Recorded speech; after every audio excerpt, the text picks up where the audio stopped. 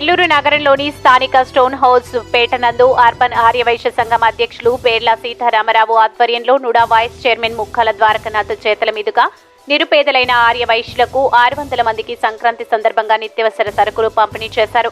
ఈ సందర్భంగా ఆయన మాట్లాడుతూ ఇటువంటి సేవల్లో అర్బన్ ఆర్యవైశ్య సంఘం ఎప్పుడూ ముందుంటుందని అన్నారు. ఈ కార్యక్రమంలో కోట సూర్యనారాయణ, జ్యోతి ప్రసాద్, శ్రీరామ్ సురేష్, అర్బన్ ఆర్యవైశ్య సంఘం ప్రతినిధులు, ఆర్యవైశ్య ప్రముఖులు అధిక సంఖ్యలో పాల్గొన్నారు. ఇప్పటికి 4 సంవత్సరాలుగా ఎన్నో వందల కార్యక్రమాలు చేస్తూ పేదవారికి మేమున్నాం ముందు అనే విధంగా చేసినటువంటి కార్యక్రమాల్ని మీ అందరి తరఫున రాము గారిని, జ్యోతి గారిని, వాళ్ళ టీం అందరూ కూడా అభినందిస్తున్నాం. వీటన్నిటికి కూడా కర్త కర్మ అంతా కూడా ద్వారకానాథ్ గారే వారి సూచనతో ఎన్ని సంవత్సరాలు ఇన్ని కార్యక్రమాలు కూడా జరిపారు. రాబోయే రోజుల్లో కూడా ఇంకా కార్యక్రమాలతో ఆర్యవైశ్య పేదల్ని వారికి సహాయపడాలని కోరుకుంటూ సంక్రాంతి పండుగ, పెద్దల పండుగ కార్యక్రమాలు చేసిన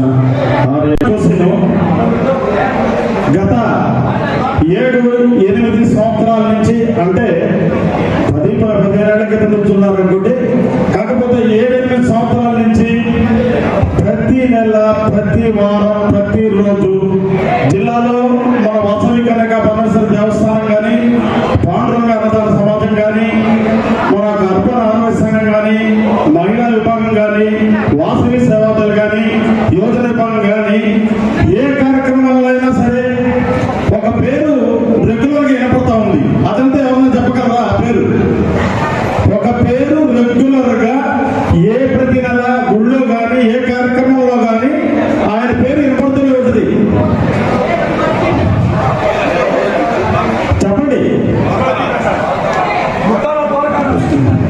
ముక్కాల ద్వారకానాథ్ గారి పేరు అంటే ఆయన ఇంటి పనులతో, ఆయన వ్యాపారాలతో సమానంగా మన ఆర్యవైశ్యులందరినీ కూడా గుర్తుపెట్టుకునే విధంగా ప్రతి నెల, ప్రతి వారం ఏదో ఒక కార్యక్రమాన్ని ఎవరో ఒకరికి సూది కూర్చుతూ ఆయన కార్యక్రమాన్ని వెనకుండి నడిపిస్తూ నెల్లూరులో బృహత్తమైన కార్యక్రమాలు ఎన్నో చేపట్టాడు.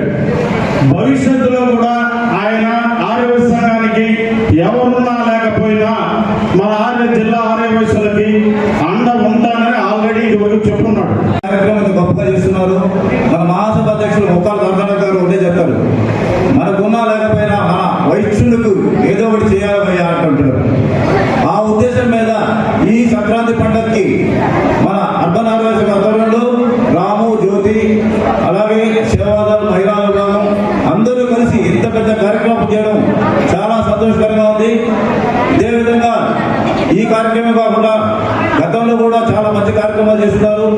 ముందు కూడా ఇంకా మంచి కార్యక్రమాలు చేస్తారని చెప్పి తెలియజేస్తున్నాను.